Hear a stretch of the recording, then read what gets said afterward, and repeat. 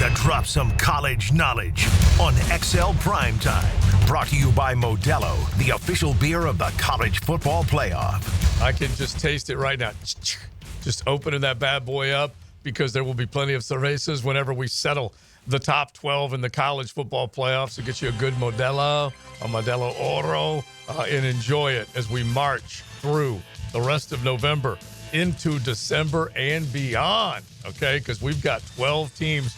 Championship game will be played January 20th. January 20th. It's just unbelievable. All right, so let's do, because tonight they will reveal their second week of their college football playoff rankings. They are tuned in right now, Leon. So let's give them one little thought on the outside looking in, and then let's go 12-9, my brother. When he's saying they're tuned in, he means the CFP selection committee is tuned in to us right now. Exactly. Oh, of course they are. Absolutely. They're getting our info. Well, I'm going to tell you the teams I've got on the outside looking in. I've got Colorado. I got them on the outside looking in right now. I've got Miami on the outside looking in. Wow. Yeah, I've got Miami. Yeah, you don't lose to Georgia Tech. I don't know what happened. So my number 12 team is Georgia Bulldogs. Okay. All right, but they're out because Boise State is going to be the FCS. I got them at 12. I've got Notre Dame after they healed the mud stomp Florida State by 7 touchdowns. They're at number 11. At number 10, I've got Tennessee. And at number 9, Sweet Home Alabama. Ooh. At number 9. Okay. Bama's back. All right, I like it. Go 12-9 for me, Maddie. All right, I had to drop Boise State back down to 12. You did? I did, just because there's just so much going on up in front of them. Another difficult road game for them, by the way, this week against San Jose State. That's Kenny Niumatalolo is doing a terrific job there at San Jose State. As many years as he was with the midshipmen, it's nice that he was able to land on his feet. Fantastic job. Yeah. Number 11, I got the Dogs, and Georgia's season is now simply this. Beat Tennessee, move forward in an elimination game, lose, and you're out of the CFP. They are not getting in if they lose. They're out. All right, number 10 is Penn State, whose best win this season is a home loss to Ohio State. Number 9 is Indiana, and I think the big question with Indiana is this. Do they fall out? Let's say they go to Columbus and lose like 38-3. Do they fall out? Is that it? Or because they're 11-1, they'll be 11-1 in the Big Ten. Do they just get an invite because they're 11-1? They've played no one. Yeah, it's true. All right, it's a good question, and I can't wait to see how this all unfolds. But let's just use this, and we may even carry this conversation on later. But a one-loss Miami in the ACC, or for that matter, a one-loss SMU versus, say, a one-loss Indiana, who does get kicked to the curb? Is it a one-bid league for the ACC? Is there an extra Big Ten team that gets in there as a one-loss team? There's all sorts of layers to this. It really is something. Well, who has the commercial eyes? It's the truth. Eyeballs. Well, All right. Indiana surely doesn't have the commercial No, they eyes. don't. No, they don't. So, all right, I'll go 12-9 with my Ole on the outside looking in. I'm kicking Georgia to the curb right now. Okay?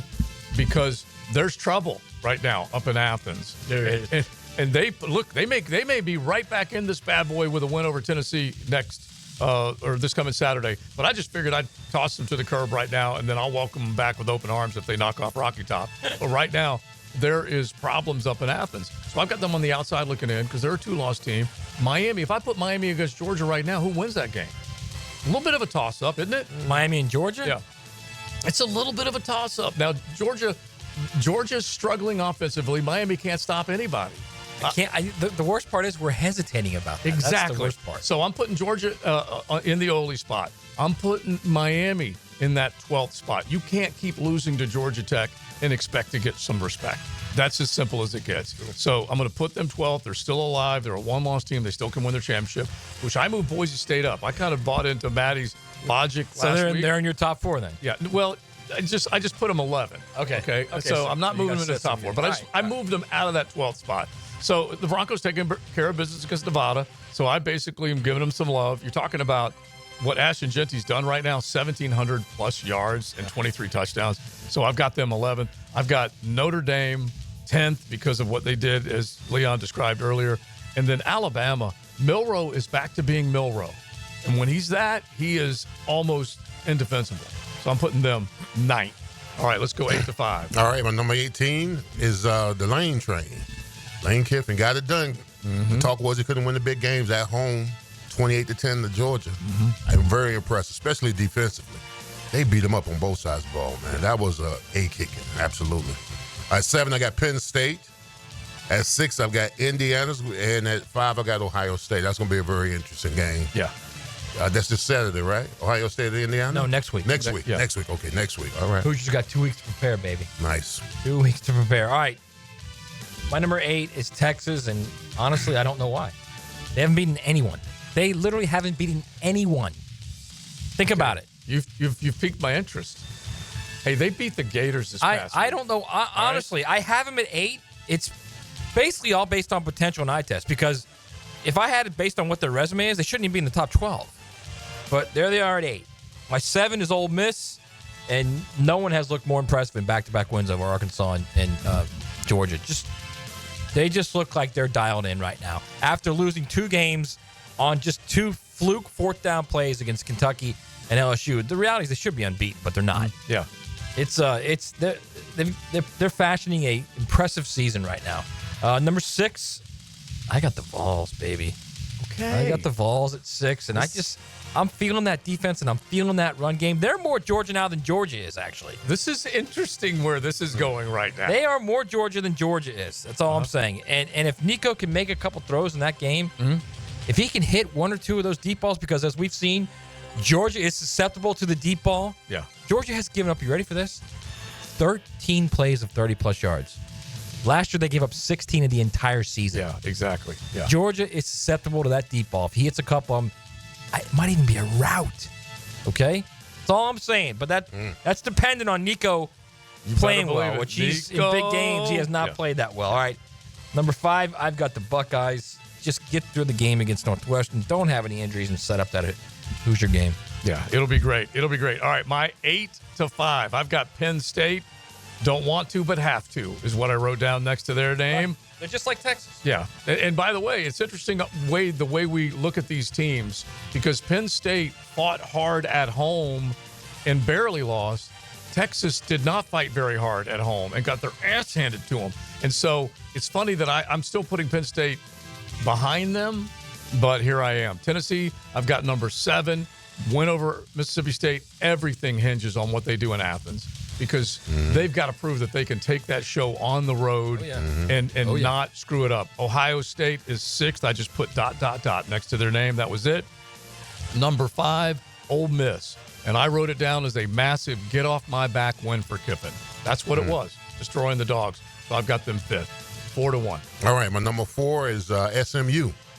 There's going to be a collision course. Of all things equal, Miami and SMU should play each other in the AC Championship game for it all. Basically, it's one and done.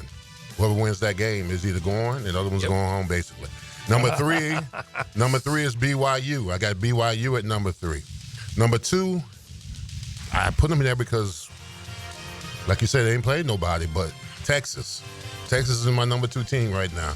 I think if they play, listen, I would love to see them and Ole Miss play in the game for the championship. Let me tell you something, bro. They might lose this week at Arkansas. This week. Wow. Okay, all right. I love calling upsets early. I love it, absolutely. And number 1, I got Oregon, number 1. All right, my 4 is the Canes. Still the best team in the back conference. Okay, so you're still putting them there. All right. Still the best team in the back All right. conference. All right. I will say this. We are headed towards Cam Ward against Kevin Jennings in that ACC championship game, and that will be high drama. Yeah. High drama, that Lot of game. points. That will be a lot of fun. Believe me. We've put up with some bad ACC football for a couple months, in probably 3 months.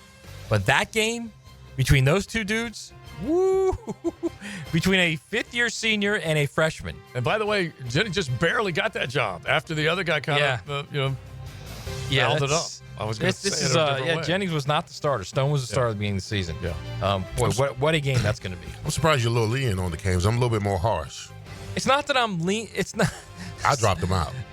I think they're still the best team. I think every team has a bad game, so I'm not gonna penalize them that, even though their schedule is just so soft. That's what I'm saying. Yeah, I still think at the end of the day they play SMU and they're gonna win that game and they're gonna get in.